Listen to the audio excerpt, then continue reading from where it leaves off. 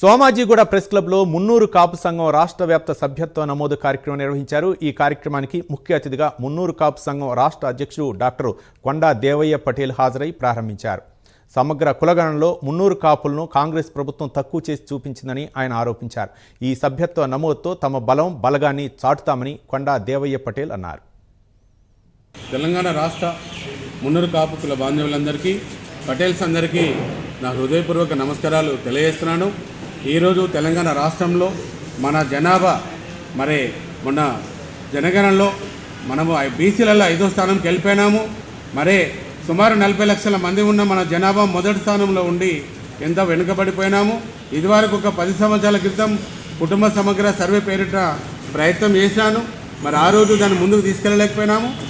ఈరోజు తప్పకుండా తీసుకెళ్లాల్సిన అవసరము ప్రతి గ్రామంలో, మండలంలో, జిల్లాలో మున్నూరు కాపులు ఎన్ని కుటుంబాలు ఉన్నాయి, ఎంతమంది జనాభా ఉంది, ఎవరు ఏ స్థితిగతుల్లో, ఎంతమంది పేదరికంలో ఉన్నారు, ఎంతమంది ఆర్థికంగా ఉన్నారు, ఈరోజు తెలంగాణ రాష్ట్రం వచ్చినాక మనకి ఎంతవరకు న్యాయం జరుగుతుంది, ఎంతవరకు న్యాయం జరుగుతలేదు, దీనికి మనం ఎట్లా ముందుకు వెళ్ళాలని ఆలోచించి ఈరోజు తెలంగాణ రాష్ట్ర వ్యాప్తంగా మున్నూరు కాపు సభ్యత్వం అనేది ముందుకు తీసుకెళ్లాలని 33 జిల్లాల అధ్యక్షులందరి తీర్మానంతో మొదటి విడతగా 2 లక్షల మందికి ఈరోజు మన సభ్యత్వ నమోదు కార్యక్రమాన్ని ఇక్కడ ప్రారంభించడం జరిగింది।